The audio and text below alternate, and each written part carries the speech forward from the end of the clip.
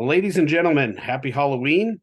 My name is Corey Anderson, and I'm here representing the International Disability Society along with NAIFA.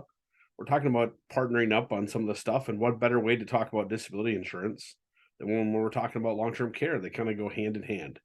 We're going to talk about a few different things today, address a few different needs on the financial side when it comes to disability, and hopefully it'll have you thinking a little bit differently than just talking about long-term care with your clients, but also talking about the need for income protection should they become sick or hurt.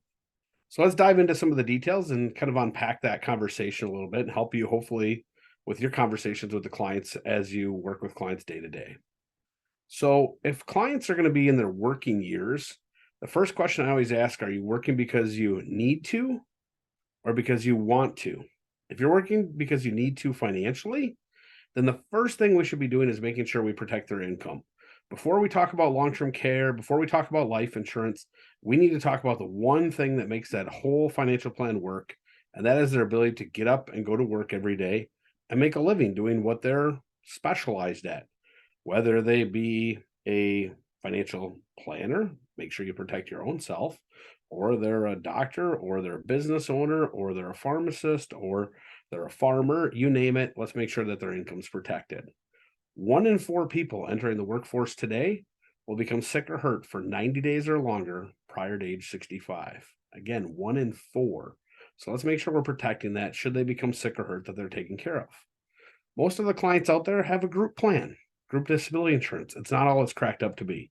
So we would want to make sure that we're addressing that where even if they have a group disability plan as part of their overall financial plan, that group disability policy has so many limitations to it. With that policy having limitations to it, you want to make sure you uncover that a little bit. A lot of times a group plan only covers 60% of their wage. A lot of times it only covers base wage, doesn't cover bonuses, commissions, incentive comp like stock grants, stock options. If they're getting health insurance through the employer, it doesn't cover that. If they're getting maybe cell phone reimbursement, car reimbursement, doesn't cover all that. So a group plan is short of what they need. So we want to make sure if they have a group plan, we're supplementing it and making sure that all of their income is protected. If they don't have a group plan, well, we can still protect their income. We can cover all of it with an individual policy. Now, what's interesting about disability insurance and long-term care, I think of a lot of times people are like, oh, well, you don't need long-term care until you're 65. Well, why not get it at a much younger age? It's a lot cheaper to buy it at a younger age. And who knows, what's their insurability going to be like in 10, 20, 30, 40 years? Am I opposed to a 25-year-old getting long-term care insurance? Absolutely not. I'd want them to protect their income first, make sure they're protecting their future savings from the standpoint of life insurance for their family, making sure their financial plans in order and they're putting money away. If we've gone through all those steps and there's still some more resources available, then yeah, let's start long-term care at a very young age.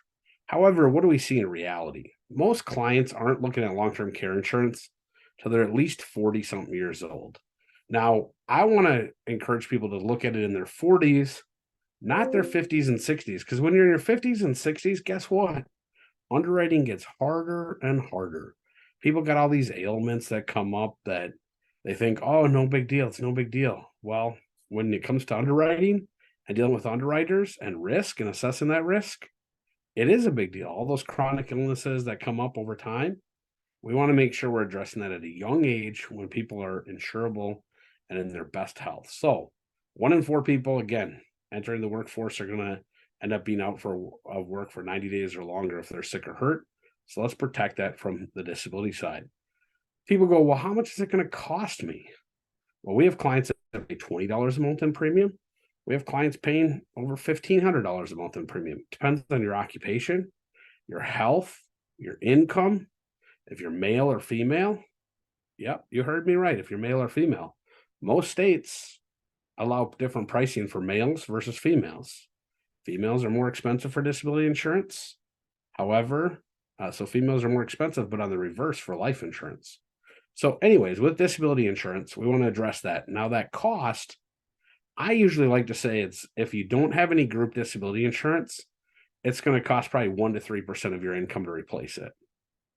If you have some group disability insurance, it's probably most likely going to only cost 1 to 2%. But again, you customize it. If a client does a 5-year benefit at claim time versus age 65 on a disability, is that a bad thing? No, it's better than the plan that they had when they walked in the door. So let's make sure we're helping those clients protect their income with something. Now, what's kind of neat about disability insurance these days is you can underwrite it at a young age and you can get a policy that grows with them.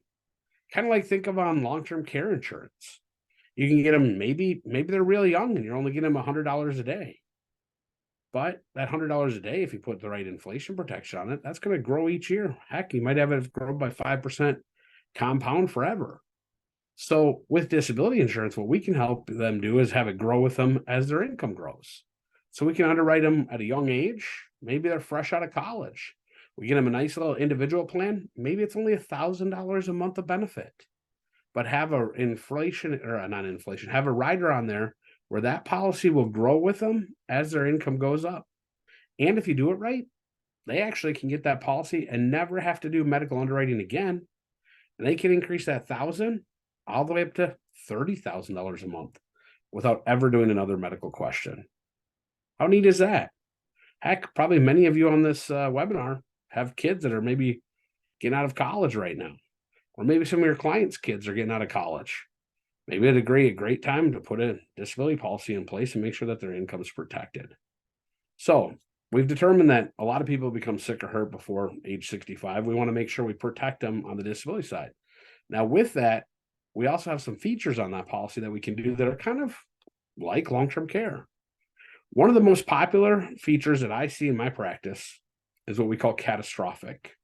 Some carriers call it activities of daily living rider, but most carriers call it catastrophic.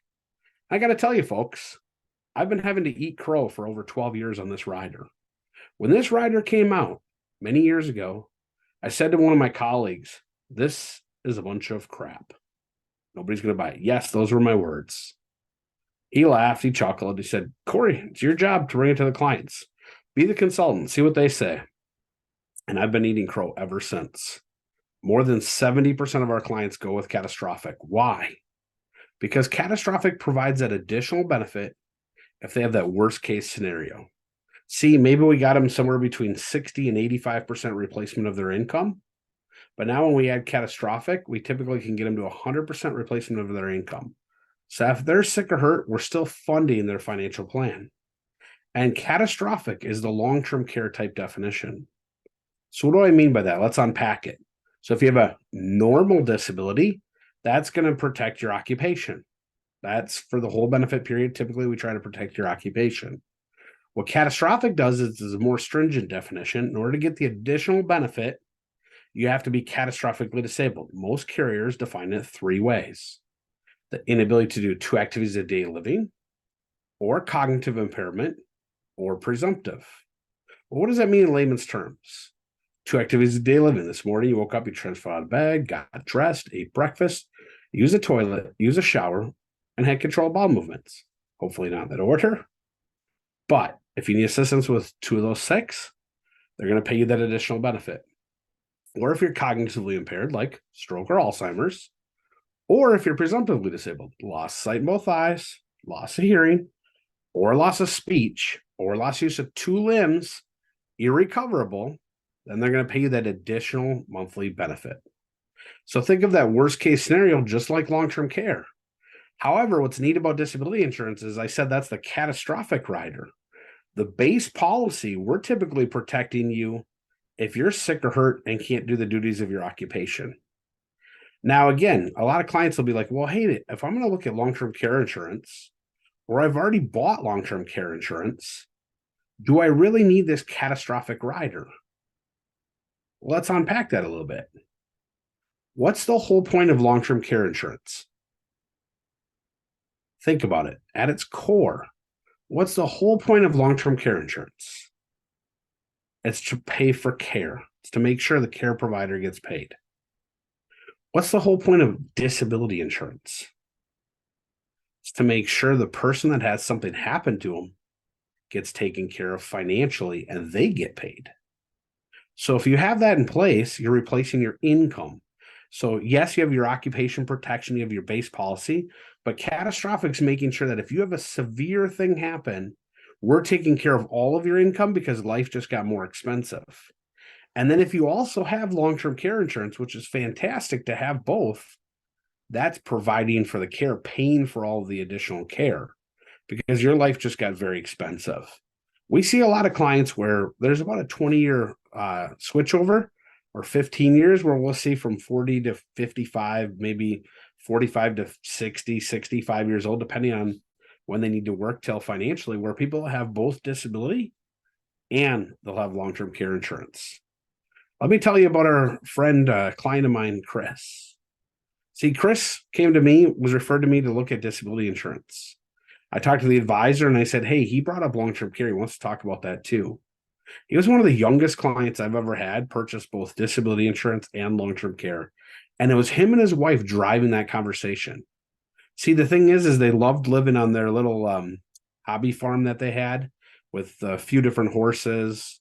They had 2 kids and they just loved to travel, loved their horses, and loved to have a good time. He was a highly specialized IT person. And he said, you know what? Just in case, I want to make sure my family's provided for. So he carried the maximum individual disability policy. And let me tell you, he did not enjoy paying for it, but it was his choice. He wanted a really strong contract, but he also wanted that long-term care insurance. And let me tell you, he didn't like that premium either, but he purchased it at a young age.